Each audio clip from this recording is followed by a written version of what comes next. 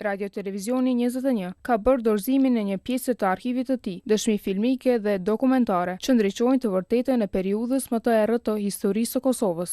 Adhe Hetemi, drejtor ekzekutiv i Institutit për krimet e kryera gjatë luftës, vlerësoi thellësisht rolin e Radio Televizionit 21 në ruajtjen e kujtesës kolektive. Ne si shoqëri mendoj se kemi qenë me fat që kemi pasur televizione, si që është rasti i Radio Televizionit 21, që gjatë tërë kësaj periudhe të pas luftës ka punuar dhe grumbulluar materiale që dokumentojnë krimet e kryera gjatë luftës në Kosovë.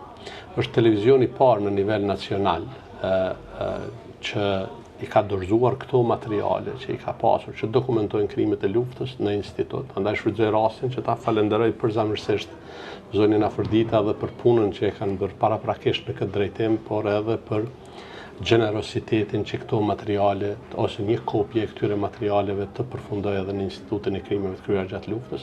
Drejtoresha e Radio Televizionit 21, Afrodita Saracini Kelmendi, e quajti këtë bashkëpunim të vonuar, por shumë domethënës. Po më vjen mirë që e hapëm një bashkëpunim të ri me institutin, edhe që është institut shumë i rëndësishëm, pak i vonë, në kuptimin e themelimit, është themelu edhe ma herët, po s'ka funksionu sa duhet. Kjo është hera e parë që dikush vjen të ne dhe kërkon materiale që dëshmojnë krimet e luftës. Ne realisht, me njëherë pas luftës, Radio Televizioni 21 ka filluar, po edhe përpara, ka filluar serinë e dokumentarëve në cilët kemi pas sa kanë qenë dëshmit e freskëta të njerëzve.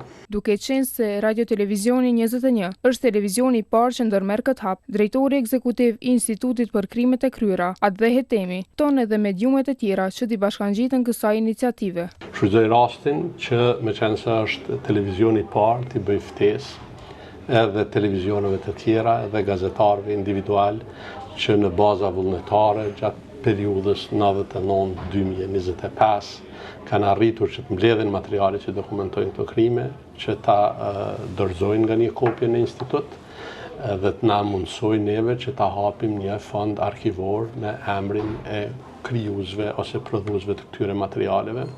Kësaj thirrjeje ju bashkua dhe drejtoresha e Radio Televizionit 21, Saracini Kelmendi. Ajo bëri thirrje publike edhe për kolegët e saj që të kontribuojnë po ashtu në ruajtjen e dëshmive për brezat e ri.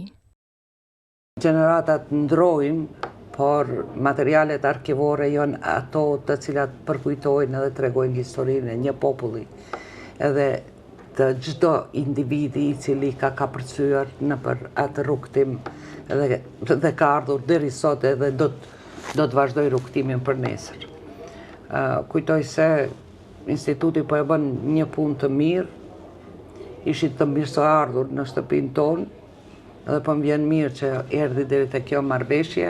Ftoj edhe unë kolegët e mi në televizionet dhe radiot e tjera në Kosovë, po jo vetëm, se shumë materiale dëshmuese ka edhe në Shqipëri, sidomos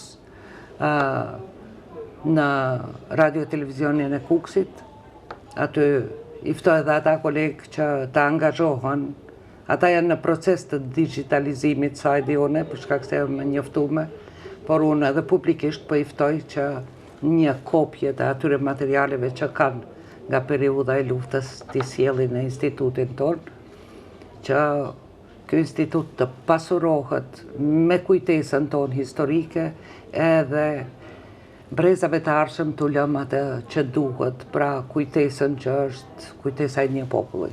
Ky bashkëpunim i parë ndërmjet një mediumi dhe institucioni shtetëror shënon një hap domethënës drejt ndërtimit të një arkive kombëtare të kujtesës historike. Ai nuk është vetëm një akt formal dorëzimi, por një angazhim i përbashkët për të ruajtur të vërtetën, për ta bërë atë të qashme dhe për t'ia transmetuar brezave të ardhshëm si dëshmi të gjallë të së kaluarës sonë.